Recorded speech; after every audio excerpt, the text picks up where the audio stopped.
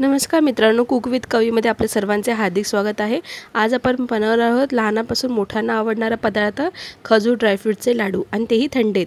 सर्वप्रथम कढईमध्ये मी ते तूप टाकून घेते 2 चमचे। त्यात आपण आपले सगळे वजनीप्रमाणे ड्रायफ्रूट टाकून घेणार आहोत। सर्वप्रथम आपण इथे बदाम घेणार आहोत। बदाम आपण 100 ग्रॅम घेतले आहेत। बदाम थोडेसे रंग बदलूसर आपल्याला इथे परतून घ्यायचा आहे। तुम्ही व्हिडिओमध्ये बघू शकता बदामचा रंग परतलाय। त्याच तुपामध्ये मी काजूही परतून घेणार आहे।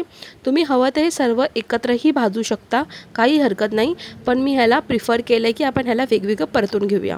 काजूचा रंग हलकासाच बदलला आहे, त्यालाही काढून घेते। सेम तुपामध्ये मी आता अक्रोडचाही समावेश केला आहे। अक्रोड ही भाजून त्याला आपण बाजूने काढून घेऊया।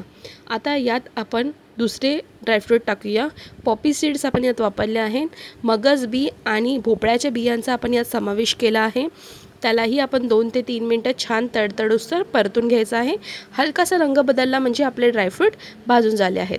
आता आपले तूप पूर्णपणे संपून गेले आहे।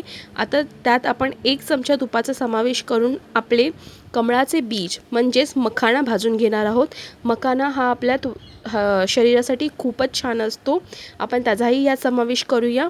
मखानाही आपला क्रिस्पी होऊसर भाजून झालेला आहे। त्याच कढईमध्ये मी आता 1 ते 1.5 चमच्याचा तुपाचा समावेश केला आहे आणि बिया काढून घेतलेले खजूर मी वापरत आहे। हे खजूर खायला अगदी नरम असतात, त्यामुळे त्याची बी सहज निघून जाते। अशा प्रकारचे खजूर तुम्ही वापरू शकता। थोडेसे काळ्या रंगाचे खजूर आहेत हे। तुम्ही मार्केटमध्ये मिळणारे कोणतेही खजूर वापरू शकता, काही हरकत नाही। हे खजूर मी तुपामध्ये छान प्रकारे परतून घेत आहे। तुम्ही बघू शकता अगदी 2 ते 3 मिनिटं ह्याला परतायला लागते आणि हे छान प्रकारे एकजीव होऊन जातात। आपण यात गोडव्यासाठी फक्त खजूरचा समावेश करत आहोत। माझे सगळे ड्रायफ्रूट थंड झालेले आहेत। मी यांना मिक्स करून घेतलेले आहे। आता आपण ह्यांना मिक्सरमधून जाडसर वाटून घेऊया। मिक्सरच्या भांड्यात मी थोडं करून हे सगळं मिश्रण टाकत आहे। यात मी काळ्या मनुक्याचाही समावेश केला आहे। तुम्हाला हवं तर तुम्ही नॉर्मल मनुकेही टाकू शकता। आता एका परातीमध्ये हे सर्व वाटलेले दरदरे मिश्रण मी काढून घेत आहे। तुम्ही बघू शकता मी किती जाडसर ह्याला ठेवलं आहे। आता हे तुमच्यावर आहे, तुम्हाला याच प्रकारे जाडसर ठेवायचं आहे, तुम्हाला चाकूने कापून त्याला नॉर्मल ठेवायचं आहे किंवा अगदीच पावडर करायची आहे। आणि यात आपण जे खजूरचं मिश्रण परतून घेतलं होतं ते थंड झालं आहे, 2च मिनिटं त्यांना लागतात थंड व्हायला, तेही आपण ॲड करून घेऊया। थंड झालेलं मिश्रण आपण हळूहळू खजूरमध्ये मिक्स करून घेऊया आणि त्याला एकजीव करून घेऊया। एकजीव झालेल्या मिश्रणचा आपण ट्राय करूया आपला लाडू बांधला जातोय की नाही, नाहीतर आपल्याला त्यात थोडंसं तूप ॲड करायला। पण इथे माझा लाडू व्यवस्थित बांधला जातोय। तुम्ही बघू शकता या प्रकारे माझा एक लाडू वळून झालेला आहे। तुम्ही बघू शकता माझा लाडू किती छान दिसतोय। असा छोट्याशा आकाराचा मी लाडू तयार केलेला आहे।